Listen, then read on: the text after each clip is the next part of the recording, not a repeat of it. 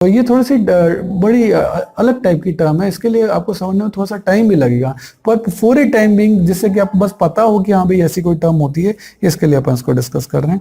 Expense का मतलब होता है खर्चे। Expenses is the cost incurred in producing and selling the goods and services. क्या क्या खर्चे? कॉस्ट ऑफ गुड्स जो बेची है उनकी कॉस्ट, जैसे रेंट के लिए पे किया, कमीशन के लिए पे किया, सैलरी के लिए पे किया, एडवर्टाइजिंग के लिए पे किया, सब क्या है? एक्सपेंसेस हैं। सही है सर। इनकम क्या होती है? तो income is different from revenue. लोग क्या करते हैं, इनकम और रेवेन्यू को एक ही बात समझ लेते हैं। सही है। Amount receive from sale of goods is revenue. Goods को बेचने पर जो पैसा आया वो रेवेन्यू है। सही है। इनकम अलग है। रेवेन्यू में से एक्सपेंसेस जब लेस होते हैं तो इनकम निकलती है, और इनकम टैक्स इस पे लगता है। रेवेन्यू पे तो जीएसटी लगता है। रेवेन्यू यानी सेल है, ये लिखा सेल ऑफ गुड्स। इनकम होती है रेवेन्यू में से एक्सपेंसेस जब लेस होते हैं। एक्सपेंस कौन से? ये एक्सपेंस ये रहे। तो रेवेन्यू यानी सेल ऑफ गुड्स में से एक्सपेंसेस यानी ये जब लेस होते हैं तो इनकम निकलती है, उसी पे क्या लगता है? इनकम टैक्स लगता है। तो ये बात ध्यान रखनी है। प्रॉफिट क्या है? It is the excess of total revenue over total expense. क्या कि टोटल रेवेन्यू साल भर में कितने आए, टोटल एक्सपेंसेस कितने आए, वो आपका प्रॉफिट है। वैसे प्रॉफिट और इनकम काफी कुछ एक जैसा ही है। ठीक है। गेन किसको कहते हैं? आपने किसी एसेट्स को बेचा, 12 लाख की 10 लाख की एसेट थी और हमने 12 लाख में बेच दिया, तो 2 लाख का जो आपको हुआ एसेट्स को, फिक्स एसेट्स को बेचा, उसको क्या कहते हैं? गेन कहते हैं। एसेट्स को बेचने पे गेन है, गुड्स को बेचने पे क्या होता है? प्रॉफिट होता है। इसको आप इस तरह से भी समझ सकते हैं। लॉस क्या? जो अनएक्सपेक्टेड है, जैसे थेफ्ट ऑफ एन एसेट, आपकी कोई एसेट चोरी हो गई तो ये आपके लिए लॉस है। एक और एग्जांपल लेते हैं। If revenues are 2 lakh, expenses are 240, तो लॉस कितने का हो गया? 40,000। ये भी आपके लिए क्या है? लॉस है। तो इस तरीके से आप लॉस ड्यू टू फायर या loss due to theft, loss by accident, ये सब आपके क्या? लॉस अनएक्सपेक्टेड है ना? ये कभी भी हो सकते हैं। परचेज का मतलब क्या है? Purchase of goods. जब आप गुड्स परचेज करते हैं तो टर्म क्या यूज करते हैं? परचेज। अगर आप एसेट्स परचेज करते हैं यानी फिक्स एसेट परचेज करते हैं तो आप परचेज का टर्म का यूज नहीं कर सकते। परचेज रिटर्न भी होती है। आपने कोई गुड्स खरीदी, आपको उनकी क्वालिटी पसंद नहीं आई, आपने रिटर्न कर दी, तो वो क्या कहलाता है? परचेज रिटर्न कहलाता है। जैसे आप फ्लिपकार्ट पे परचेज करते हैं, रिटर्न कर देते हैं। Sale, sale mean transfer of ownership of goods and services. Obvious है, आपने किसी को अगर गुड्स बेच दी तो आपकी ओनरशिप ट्रांसफर हो गई, है ना? फॉर ए प्राइस, एक अमाउंट उससे लेते हो। For example, if Tarun sells a computer to Varun, the ownership of computer will be transferred from Tarun to Varun and the Tarun is entitled to receive the agreed price of computer from Varun, और वो उसके लिए agreed price लेगा, है ना? तो सेल इसी को कहते हैं।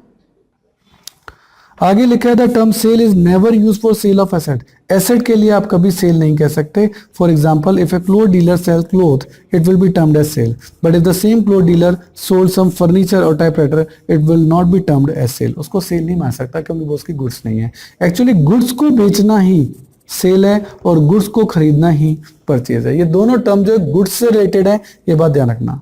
सेल रिटर्न, हमने गुड्स बेची, हमारे कस्टमर को पसंद नहीं आई, उसने गुड्स वापस कर दी, वो क्या कहलाएगी? Sales return. स्टॉक और स्टॉक इन ट्रेड, जो भी आप जिस चीज में आप डील कर रहे हैं, है ना, जो भी आपने परचेज किया रीसेलिंग के लिए और वो एंड में बच जाता है या साल के शुरू में बचा हुआ था पहले से, पिछले साल का क्लोजिंग था, वो इस साल का ओपनिंग बन गया और इस साल का भी क्लोजिंग है, तो ये जो ओपनिंग और क्लोजिंग स्टॉक है इनको स्टॉक और स्टॉक इन ट्रेड कहते हैं। एक होती है इन्वेंट्री। इन्वेंट्री कहते हैं इन केस ऑफ मैन्युफैक्चरिंग की बात है, there can be opening and closing inventory of 4 types. 4 type की हो जाए वो आपकी हो सकती है। ये किसके लिए बात कर रहा हूं मैं? मैन्युफैक्चर। मैन्युफैक्चर यानी जिसकी एक फैक्ट्री है, जो फैक्ट्री के अंदर चीजों को मैन्युफैक्चर्ड करता है, वर्कशॉप के अंदर मैन्युफैक्चर्ड करता है, मैं उसकी बात कर रहा हूँ। तो इनके पास तो देखो, सबसे पहले मान लेते हैं कि है ना खिलौने बनाने की फैक्ट्री, टॉयज बनाते हैं। टॉयज के लिए सबसे पहले क्या चाहिए? प्लास्टिक। तो इन्वेंट्री ऑफ रॉ मटेरियल, जो प्लास्टिक उसके पास पड़ा है ना, वो उसका क्या है? इन्वेंट्री हो गई, इन्वेंट्री ऑफ रॉ मटेरियल। ठीक है। जैसे कि क्लोथ बनाने की फैक्ट्री, उसके लिए कॉटन जो है वो क्या हो गया? रॉ मटेरियल हो गया, तो रॉ मटेरियल की इन्वेंट्री हो गई। इन्वेंट्री के पार्ट बता रहा हूं, ये रॉ मटेरियल। सबसे पहले फैक्ट्री में क्या होता है? रॉ मटेरियल होता है। इन्वेंट्री ऑफ WIP, अब कुछ चीजें जो है वो आधी बन गई, मान लो 50% तक बन गई, खिलौना आधा बना हुआ है, तो वो कहलाएगा वर्क इन प्रोग्रेस। अब वो बेचने की हालत में तो नहीं, आधा बना हुआ खिलौना कौन खरीदेगा, तो उसको बोलते हैं inventory of work in progress, WIP इसको शॉर्ट में जो है लोग बोलते हैं। इसको कई लोग सेमी फिनिश गुड्स भी बोलते हैं, ठीक है, तो इनको सेमी फिनिश या पार्टली फिनिश गुड्स भी जो है या सेमी फिनिश गुड्स है, ये भी इनका नाम जो है रहता है। इन्वेंट्री ऑफ फिनिश गुड्स, अब आपने क्लोथ तो बना दिया, अब क्लोथ आपके पास पड़ा है पर बिका नहीं, है ना, रेडी फॉर सेल है बट लाइंग अनसोल्ड, लेकिन अभी तक बिका नहीं, बिका नहीं तो वो क्या कहलाएगा, फिनिश गुड्स कहलाएगा, सही है, और ये आपके पास अभी फैक्ट्री में ही पड़ा है। और देन है inventory of stock in trade, ये होता है जो परचेज हमने किया है उसका स्टॉक, ये तो जो बनाया है उसका है। स्टॉक इन ट्रेड किसको बोलते हैं, जो हमने खरीदा उसका है। तो बनाकर बेचना और खरीद कर बेचने में फर्क है, खरीद कर बेचते हैं तो स्टॉक बोल रहे हैं, है ना, और अगर बनाकर बेचते हैं तो फिनिश गुड्स बोल रहे हैं। तो थोड़ा सा वर्ड का डिफरेंस है, इतना डेप्थ में वैसे पूछेंगे नहीं, पर फिर भी आपको जानकारी होनी चाहिए।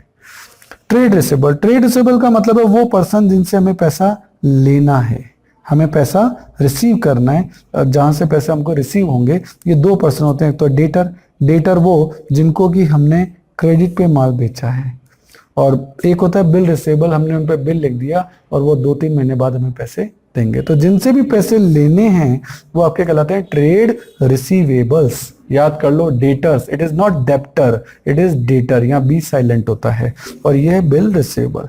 इसका जस्ट उल्टा होता है ट्रेड पेबल्स, ये वो हैं जिनको हमें पे करना है, इसलिए वर्ड लिखा है पेबल्स। एक तो है क्रेडिटर, क्रेडिटर कौन, जिनसे हमने गुड्स खरीदी हैं, किस पर, क्रेडिट पे, उधार में खरीदी है, तो हमें उनको पैसा देना है, तो वो हमारे क्रेडिटर कहलाते हैं। ऐसे कुछ बिल हमने साइन करके दे रखे हैं, उन बिलों पे भी हमको पेमेंट करना है, तो वो कहलाते हैं बिल पेबल। तो क्रेडिटर्स और बिल पेबल, बिल पेबल को लोग शॉर्ट में BP भी बोलते हैं और बिल रिसीवेबल को BR बोलते हैं, है ना। तो इन पे आपको पैसा पे करना है, इन दोनों पर, तो ये ट्रेड पेबल्स हैं। इन दोनों पर आपको पैसा रिसीव करना है, तो ये ट्रेड रिसीवेबल है। देन आपका आता है गुड्स। सर गुड्स किसको कहते हैं, जिसमें आप परचेज और रीसेल कर रहे हैं, जिसमें आपकी डीलिंग चल रही है, वो सब आपकी क्या है, गुड्स। जिनको आप खरीदना बेचना आपका जो है वो चल रहा है, जो भी चीजें आपने खरीदी हैं बेचने के लिए, वो सब आपकी क्या है, गुड्स हैं। याद रखना, जैसे एक ज्वेलर है, वो ज्वेलरी खरीद रहा है बेच रहा है, वो उसके लिए गुड्स है। वो हमारे लिए गुड्स नहीं हो सकती, क्योंकि हम ज्वेलरी खरीदने बेचने के लिए थोड़ा करते हैं, तो यूज करने के लिए करते हैं। कॉस्ट क्या है, cost can be term at the amount of resources given up in exchange of some goods and services. जो भी आपने पैसे दिए हैं किसी भी चीज को लेने के लिए, वो उसकी कॉस्ट है। For example cost of machinery, इसमें उसकी परचेज प्राइस आ जाएगी, जितने की आपने खरीदी, मान लो आपने 10,000 की खरीदी, फिर उसका फ्रेट लाने का खर्चा 1,000 लग गया, और उसके इंस्टॉलेशन पे 2,000 लग गए, तो मशीन कितने की पड़ी, 13,000 की। ये 13,000 क्या कहलाएगी, कॉस्ट कहलाएगी, किसी भी चीज को गेट करने के लिए जो पैसे आपने दिए। अगर आपको मेरे वीडियोस पसंद आ रहे हैं तो देखिए, एक लाइक, शेयर और सब्सक्राइब तो बनता है, तो मेरी खुशी के लिए एक लाइक तो कर दीजिए। देखिए, आपका टाइम बड़ा कीमती है, तो यदि नोट्स लिखने में आप अपना टाइम बचाना चाहते हैं और वर्कशीट भी गेट करना चाहते हैं, तो इन सभी की PDF का लिंक नीचे डिस्क्रिप्शन में गिवन है, आप वहां जाके देख सकते हैं, ठीक है। वाउचर क्या है, वाउचर एक डॉक्यूमेंट है, किसी भी चीज का आपने कोई पैसे पे किए हैं, कोई रिसीव किए हैं, कोई भी ट्रांजैक्शन हुआ है, तो सबसे पहले उसको रिकॉर्ड किया जाएगा कहाँ, वाउचर के अंदर, सही है। हर चीज का एक सेपरेट वाउचर होता है। आपने इंस्टीट्यूट में फीस जमा कराई तो ऑब्वियस उसका आपको वाउचर मिलेगा, आपने स्कूल में फीस जमा कराई उसकी आपको रिसिप्ट मिलेगी, ये सब वाउचर कहलाते हैं। और इन्हीं वाउचर के बेस पर क्या होती है, आपकी पूरी अकाउंटिंग जो है वो परफॉर्म की जाती है। डिस्काउंट भी आपने सुने होंगे, एक तो होता है ट्रेड डिस्काउंट। ट्रेड डिस्काउंट तो वो होता है जो कि आपको है ना बल्क परचेजिंग या बल्क सेलिंग पे जो है जो दिया जाता है ना। ट्रेड डिस्काउंट क्या होता है, कैटलॉग प्राइस पे दिया जाता है, जो प्राइस प्रिंट होती है ना उसके ऊपर दे दिया जाता है। आप अपनी सेल बढ़ाने के लिए जो है डिस्काउंट देते हैं। जैसे आप मार्केट में जाएंगे, मॉल्स में जाएंगे, वहाँ जगह जगह सेल के बैनर लगे हुए हैं, तो वो आपको डिस्काउंट क्यों दे रहा है, वो आपका कोई चाचा लगता है जो आपको डिस्काउंट दे रहा है, नहीं, वो अपनी सेल बढ़ाना चाहता है, सही है, इसी के लिए वो क्या दे रहा है, ट्रेड डिस्काउंट दे रहा है। एक होता है कैश डिस्काउंट। कैश डिस्काउंट वो होता है जो कि हम अपने कस्टमर को देते हैं प्रॉम्प्ट पेमेंट के लिए। प्रॉम्प्ट यानी हम चाहते हैं कि हमारा पेमेंट जो है जल्दी आ जाए, है ना। हमने किसी हमारा कस्टमर था, उसको कहा यार मेरे को पेमेंट आप 2 महीने बाद दोगे, मुझे अभी दे दो, मैं 2% का डिस्काउंट दे दूंगा, तो ये डिस्काउंट क्या कहलाता है, कैश डिस्काउंट कहलाता है। लोग शॉर्ट में से CDB कहते हैं, it is called cash discount. Entry, जो भी आपका ट्रांजेक्शन हुआ है उसको रिकॉर्ड करना है, रिकॉर्ड करते हैं उसी को क्या कहते हैं, एंट्री कहते हैं। जर्नल एंट्री के नाम से आप एक चैप्टर भी जो है वो पढ़ेंगे। बैड डेट्स क्या, किसी डेटर से आपको पैसा लेना था, अब वो पैसा दे नहीं पा रहा, तो उस बुक आपका पैसा क्या हो गया, बैड डेट्स हो गया, और इसको आप प्रॉफिट एंड लॉस अकाउंट में लिखेंगे या बाद में पढ़ेंगे। इंसॉल्वेंट, वो पर्सन जो कि पोजीशन में नहीं है कि आपके पेमेंट कर सके, the person who is not in the condition to pay his debts, तो फिर वो क्या कहलाता है, इंसॉल्वेंट। सॉल्वेंट कौन है, वो पर्सन जो अपने सभी लाइबिलिटीज का पेमेंट कर सकता है, वो कहलाता है आपका सॉल्वेंट पर्सन। स्टोर क्या होता है, आपके स्टोर रूम में जो चीजें पड़ी हैं, जो मटेरियल पड़े हैं, छोटे मोटे और चीजें पड़ी हैं, lubricant, spare part, machinery, packing material, छोटे मोटे पड़े हैं, स्टेशनरी का सामान, वो सब आपका क्या कहलाता है, स्टोर। देन आपका वर्ड आता है रेवेन्यू। रेवेन्यू का मतलब है सेल ऑफ गुड्स से आपको जो भी पैसा मिला, कस्टमर से जो भी आपका पैसा आया, वो सारा का सारा आपका क्या कहलाता है, रेवेन्यू। नेक्स्ट आपका आता है, लास्ट पेज आपका आ गया एंटिटी या बिजनेस एंटिटी। इसका मतलब है कि जैसे कोई भी कंपनी है, कोई भी फर्म है, वो एंटिटी है। जैसे LG electronics, Wipro, Maruti Suzuki, ये सब क्या है, ये सेपरेट एंटिटीज हैं, बिजनेस करती हैं। टर्नओवर, टर्नओवर का मतलब होता है sale. Livestock, livestock का मतलब आपके बिजनेस में हो सकता है आपने सिक्योरिटी के लिए कोई डॉग पाल रखा हो, तो वो लाइव स्टॉक कहलाएगा। कोई कैटल पाल रखा हो, हॉर्स पाल रखा हो, ये सब लाइव स्टॉक का पार्ट है। इन्वेस्टमेंट, आपके पास एक्स्ट्रा पैसे पड़े थे, आपने किसी कंपनी के अंदर पैसा इन्वेस्ट कर दिया, रिलायंस में पैसा लगा दिया, टाटा में पैसा लगा दिया, तो ये सब टाइप के जो इन्वेस्टमेंट होते हैं, वो जो पैसा आप लगाते हैं, एक्स्ट्रा पैसा जो भी आपके पास होता है, वो आपका क्या कहलाता है, वो आपका इन्वेस्टमेंट कहलाता है। तो इस तरीके से ये वेरियस टर्म्स हैं, लेकिन मैं आपको बता दूं, ये टर्म जब तक यूज नहीं आएंगी तब तक आपको ज्यादा अच्छे से समझ में नहीं आएंगी। अभी आपने केवल इंट्रोडक्टरी लेवल पर इनको पढ़ा है, आपने केवल इनका वर्ड टू वर्ड नॉलेज लिया है। जैसे जैसे आप इनका यूज करते जाएंगे तो ये टर्म आपके लिए इतनी टफ नहीं रहेंगी, अपने आप ही आप इनको समझने लग जाएंगे। पर एक बार पेशेंसली आपको इनको याद करना पड़ेगा। फिर आगे के जो 10 अपने लगभग 20 चैप्टर्स हैं, उन 20 चैप्टर्स में टर्म बारी बारी से यूज आएंगी। जैसे जैसे आपकी ये यूज आ जाएंगी, आपको इनका मतलब 100% समझ में आ जाएगा।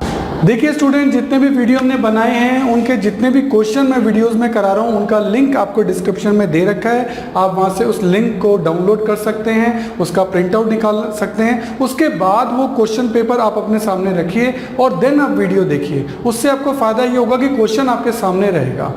तो ये चीज़ जरूर से कर लेनी है। और मैं आपको एक बार स्पेशल बताना चाहता हूँ कि ये जो वीडियो है, ये तो ट्रेलर है। अगर आपको हमारे सारे वीडियो देखने हैं तो आपको हमारी मोबाइल ऐप सब्सक्राइब करना चाहिए। उसका नाम है अनुराग क्लासेस, और इसमें आपको हमारे सारे वीडियो देखने को मिलेंगे।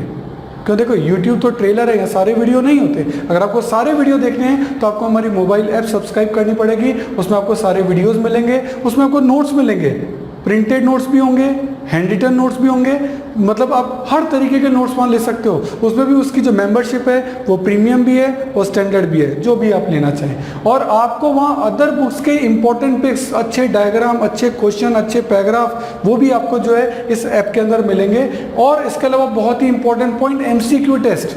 MCQ टेस्ट का पैनल है जिसमें आप जितने भी टेस्ट वहाँ देंगे उसमें ऑप्शंस होंगे ABCD, उसमें ट्रू एंड फॉल्स के क्वेश्चन होंगे, उसमें फिल इन द ब्लैंक्स के क्वेश्चन होंगे। आपने 40 क्वेश्चन का टेस्ट दिया, जैसे ही सबमिट किया, विदिन 5 सेकेंड्स आपका रिजल्ट आपके सामने है। तो ये मोबाइल ऐप मैं जरूर चाहूँगा आप जरूर से सब्सक्राइब करिए। मेरा नंबर है 9829224488। आप ऑफिस आवर्स में कभी भी मुझे कॉल कर सकते हैं। Thank you. देखिए स्टूडेंट, हमारे चैनल से जुड़ने का फायदा आपको नेक्स्ट 7 इयर्स तक मिलेगा, क्योंकि हमारी रेंज बहुत बड़ी है। नॉर्मली आप चैनल्स पे देखेंगे वो 1 या 2 या 3 सब्जेक्ट पढ़ा रहे हैं, लेकिन मैं आपको बहुत बड़ी रेंज दूंगा। यदि आपकी और मेरी ट्यूनिंग जमती है तो ये बहुत लॉन्ग लास्टिंग रहेगी, और वो ट्यूनअप में आपको बार बार नई ट्यूनअप नहीं करनी पड़ेगी, क्योंकि आपकी ट्यून मुझसे जम चुकी है। क्यों? क्योंकि मैं आपको बता रहा हूँ कि मैं 11th में आपकी अकाउंट्स, स्टेट्स और माइक्रो इकोनॉमिक्स लूंगा। 12th में मैं आपकी अकाउंट्स, मैक्रो और इंडियन इको लूंगा। BCom के अंदर मैं आपकी corporate accounting, advance accounting, costing, financial management, budgeting, income tax etcetera, जो भी आपके जिस भी नाम से ग्रेजुएशन के अंदर ये कोर्स होंगे, इन सब के वीडियो हमने ऑलरेडी बना रखे हैं। मोबाइल ऐप आपकी बना रखी है, तो आपको बहुत सारी फैसिलिटीज हम देने जा रहे हैं। इसके अलावा CA, CS और CMA के फाउंडेशन और इंटर कोर्सेज में जितने भी प्रैक्टिकल हैं या इकोनॉमिक्स से रिलेटेड टॉपिक है, उन सब के वीडियो आपके तैयार मिलेंगे, पूरा स्टडी मटेरियल, पूरा नोट, सब चीज A to Z आपको रेडी मिलेगी। और इसके अलावा मास्टर्स अगर आप कर रहे हैं उसमें भी QT है, या मैनेजरियल इकोनॉमिक्स है, डायरेक्ट टैक्स है, QT का मतलब क्वांटिटेटिव टेक्निक्स, डायरेक्ट टैक्स है, इनडायरेक्ट टैक्स है, एडवांस टैक्स है, यानी पूरी कंप्लीट प्रैक्टिकल जितने भी न्यूमेरिकल सब्जेक्ट होते हैं सब आपको हमारे चैनल पे और हमारे मोबाइल ऐप पे मिलेंगे, जो कि आपको नॉर्मली बाकी चैनल्स पे नहीं मिलते हैं। हर साल आपको नए चैनल्स पे शिफ्ट होना पड़ता है और यहाँ आपको एक ही चैनल पे कंप्लीट सॉल्यूशन मिलेगा।